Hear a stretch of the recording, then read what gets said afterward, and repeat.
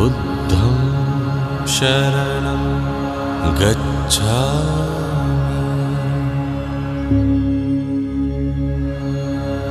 धम्मं शरणं गच्छामि संघं शरणं गच्छामि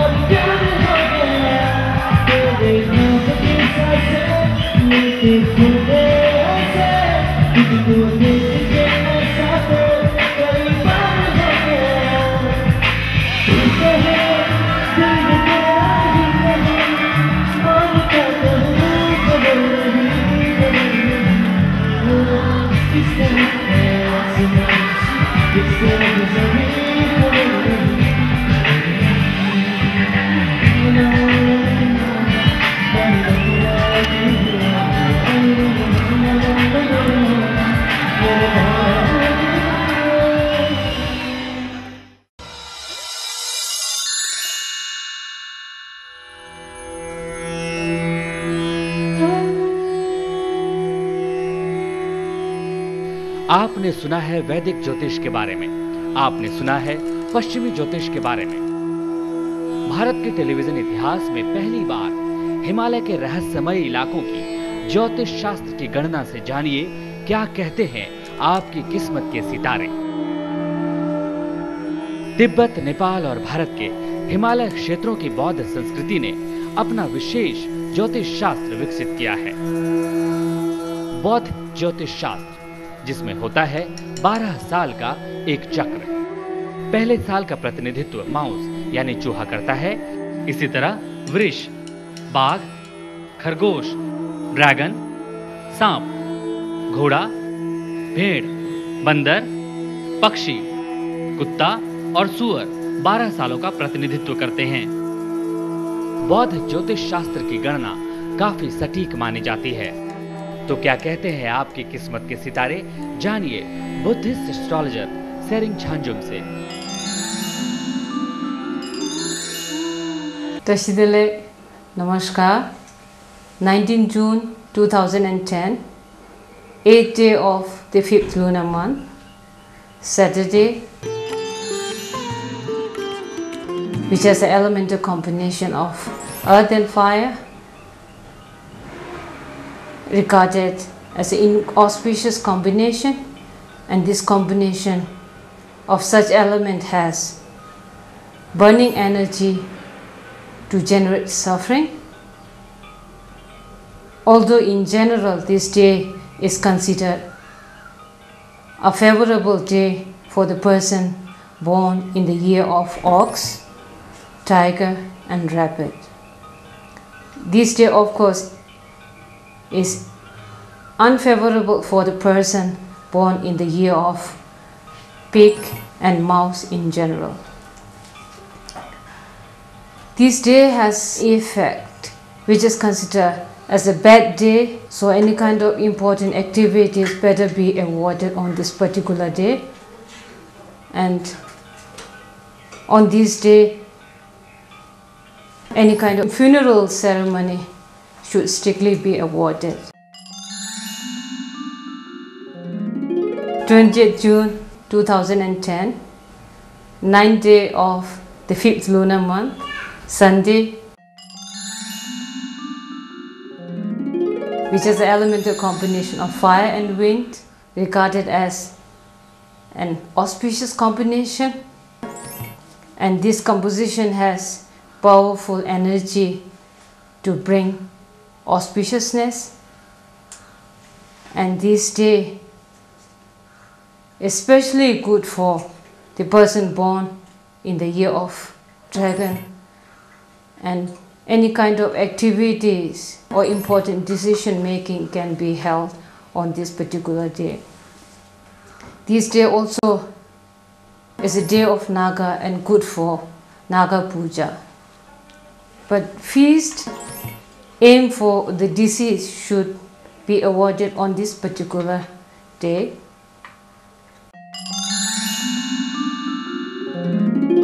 21st June 2010, 10th day of the 5th lunar month, Monday,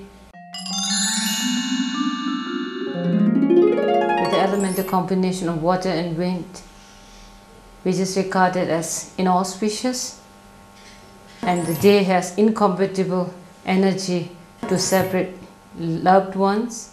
Although in general, this Monday is a good day for the person born in the year of dog and sheep. This day is also inauspicious for all kinds of activities, especially for important meetings.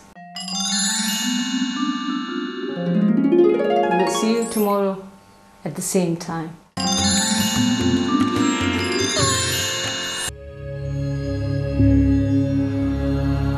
बुद्धं शरणं गच्छामि,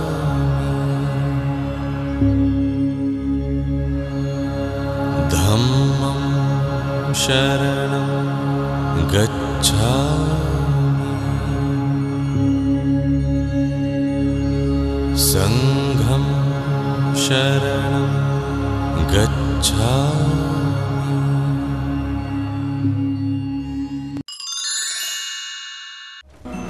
सबसे पहले कि कैसे हम सही में बौद्ध बन सकते हैं, वो भी हमें जानना चाहिए। तो इसीलिए प्रथम हमारा कार्य होगा कि हम चमड़ो करना चाहिए, जिसको चमड़ो कहलाते हैं। इंग्लिश में refuge mind, refuge towards the three jewels. Hindi में शायद हम बुद्ध धर्म संघ के प्रति शरण गमन। तो इसीलिए मैं आपसे ये निवेदन करूँगा कि आप सब बौद्ध धर्म संघ के शरण में जाने का कृपा करें, क्योंकि हमने देखा है हमारे बहुत सारे बौद्ध धर्म मित्र अपने आप को बौद्ध कहलाते हैं, और हम कहते हैं हम बौद्ध धर्म मानने वाले कोई परिवार में जन्म लिया है, इसलिए मैं बौद्ध हूँ। लेकिन उससे बौद्ध नहीं बनता है। और मैं सोचना होगा कि हम सही में बौद्ध धर्म संघ के शरण में हम जाते हैं कि नहीं जाते हैं। आप देखिए, कभी कभी हमारे दोस्त कहने में तो हम बुद्धिस्ट कहलाते हैं, लेकिन हम अक्सर बौद्ध धर्म संघ के शरण में जाने के बजाय हम किसी और का शरण में जाने का कोशिश करता है, और हम कुछ और ढूंढते हैं, और हमारे दिल किसी और को देने लगते हैं और उसके पीछे पड़ा रहते हैं। और कभी कभी हम ये भी देखने को मिलता है, मैं भी अज्ञान के कारण। इवन आप देखो लामा यिदम सांगे चांगसम पौ खंडो छेक्यों सुमा, ऐसे बोलते हैं ना, शायद आप लोग किसी को थोड़ा थोड़ा पता होगा। तो उसमें जिसे धर्म रक्षक, जिसको हम लोग सुमा के नाम से पुकारते हैं, और उसमें भी पता नहीं गॉड शब्द ठीक है कि नहीं, अब उसमें एक वोली गॉड भी होता है। तो इसलिए हम लोग जो वोली गॉड है, और जैसे कि नाग देवी देवता जो भी हमारे साथ है, ये सब को हम एक मित्र की दृष्टि से उनसे मदद लिया जा सकता है, जिसको हम ठिनले बोलते हैं ना, ठिनले। इसीलिए हम लोग सुमा से भी हम ठिनले के अपेक्षा कर सकते हैं, मदद के अपेक्षा कर सकते हैं, लेकिन हम उनके शरण में जाना नहीं है, ये अलग होता है। हमारे दोस्त से हम मदद की अपेक्षा करेंगे, लेकिन दोस्त के शरण में नहीं जाएंगे हम। तो ये जरूरी जानना है, क्योंकि गांव-गांव में हमने देखा है, कहीं में नाग मुनि है, कुछ है बोल के वहाँ में बिल्कुल जिस तरह से हम बुद्धा के चरण में शरण में जाता है, ऐसा जाने का कोई कोशिश करता है, तो ये गलत होता है। अब इसलिए मैं सबसे पहले आपसे ये कहूँगा, हम किसकी शरण में जाएंगे, आप बिल्कुल स्पष्ट हो जाइए। हम शरण में जाने का जगह केवल बुद्ध, धर्म, संघ, ये तीन के अलावा कोई नहीं है, ये स्पष्ट होना है। और बुद्ध की शरण में हम क्यों जाएंगे, क्योंकि बुद्ध वही एक लीडर भी कहा जा सकता है, या वही एक हमारे सुप्रीम गाइड हो सकता है, क्योंकि बुद्ध, हम उस थ्योरी को नहीं मानते। हमारा बुद्धिस्ट फिलोसफी के अनुसार अपने आप सर्वज्ञाता ऐसा एक पैदा हुआ नहीं। हम मानते हैं बुद्धा एक ज़माना में हमारे जैसे थे, और इन्होंने बुद्धिजीता को प्राप्ति किया, करुणा मैत्री को प्रैक्टिस किया। इसलिए बोलता है तांगपो चांगचुक छोक तो थुक किए बार दो के बाद में सुन तो छोक सा थर्मो पर चौपा सांग। तो ऐसा करते करते जो कि पाप को छोड़ते हुए पुण्य को प्राप्ति करते हुए और धर्म के मार्ग पर चलते हुए अब वो कहाँ पहुँचा है कि वो सर्वज्ञाता बने। तो इसीलिए जो इंसान कहे या जो व्यक्ति उस रास्ते से गुजार के वो अंतिम लक्ष्य तक पहुंचा है, तो वही तो बेस्ट गाइड हो सकते हैं ना हमारे।